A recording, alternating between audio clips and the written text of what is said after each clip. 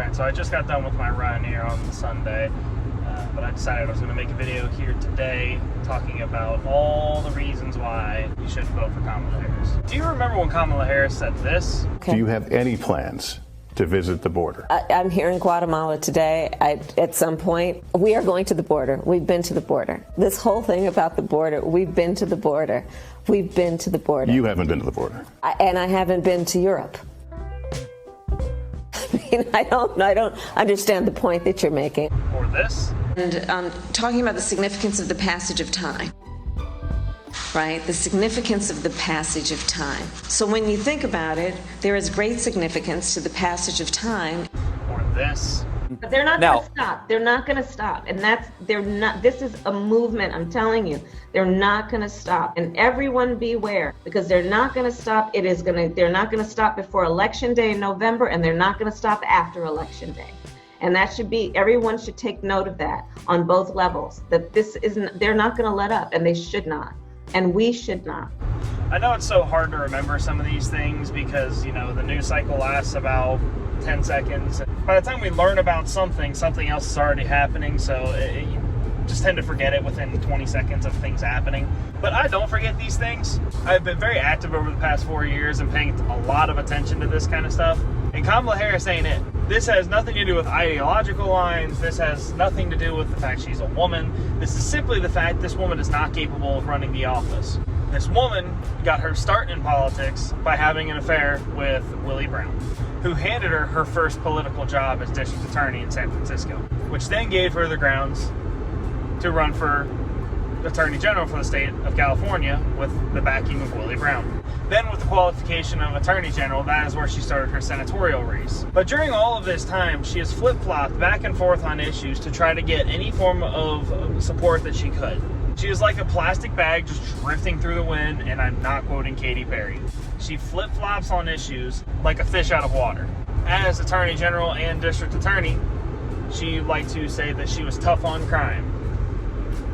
But her prosecution record says otherwise. Yeah, sure, what they looked at is her type of prosecution, her conviction rate was high. But look at the type of crimes that she would convict. The crimes that she would convict were things that were easy gimmies. So she had a high conviction rate, like, marijuana possession. Those are the ones she chose to prosecute. She didn't choose to prosecute any of the tough cases. Now, what's happening? Over the past couple of years, she's been preaching for Medicare for all. Do you think eliminating private insurance would be a socialist idea? No. Okay, so I strongly believe that we need to have Medicare for all. She did this in 2019 during her first presidential campaign. She's also like to say that she's been pretty tough on the border. That's the thing she's running on #1 right now because J.D. Vance is kind of busting her chops about it. On the border, the choice is simple. Kamala Harris supports increasing the number of Border Patrol agents. Donald Trump blocked a bill to increase the number of Border Patrol agents.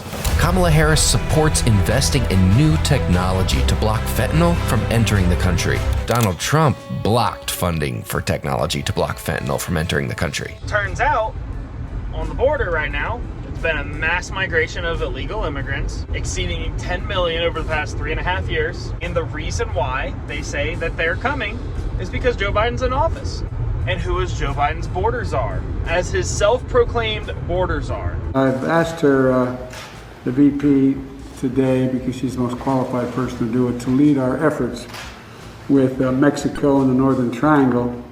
But no, you can't say all of these things. You can't say that Kamala Harris is incapable of her job. You can't say that Kamala Harris is incompetent. You can't say that she flip-flops on issues. No, she's beautiful and she's capable and she's a strong woman.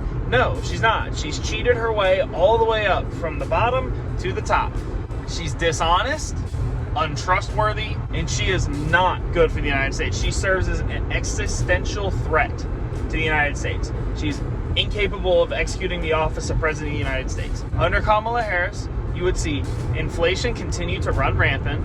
You would see her push for enshrining Roe v. Wade into national law. You would see her push to forgive more student debt like they're trying to do right now, whereas people like me who are working to pay off their debt don't get any help. No, it's so you can go to your liberal indoctrination centers called colleges, spend $60,000 a year, and they'll reimburse you for it.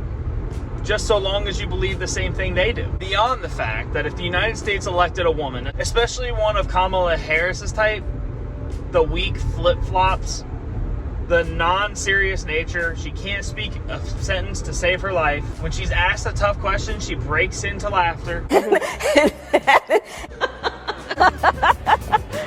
I went off script a little bit. The rest of the world would look and laugh. They would not take us seriously. They would not take her seriously.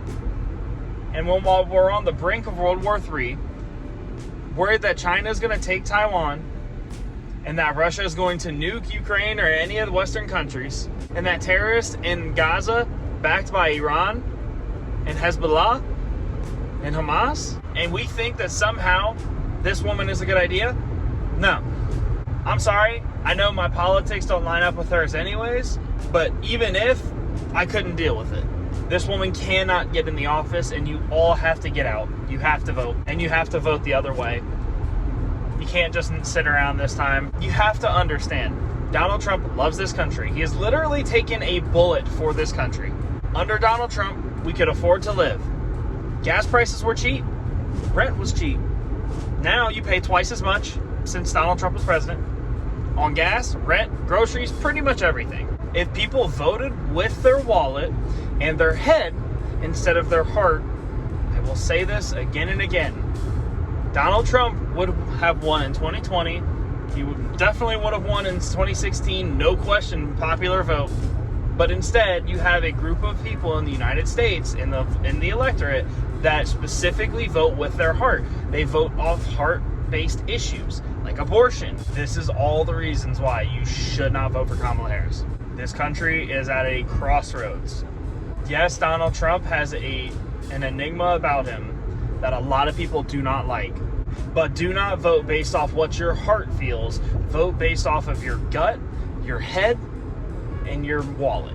You may not agree with everything the man says, but the man is running a very moderate campaign in today's terms. But yeah, that's going to be it for today, guys. I hope you all enjoyed, and I will see you in the next one.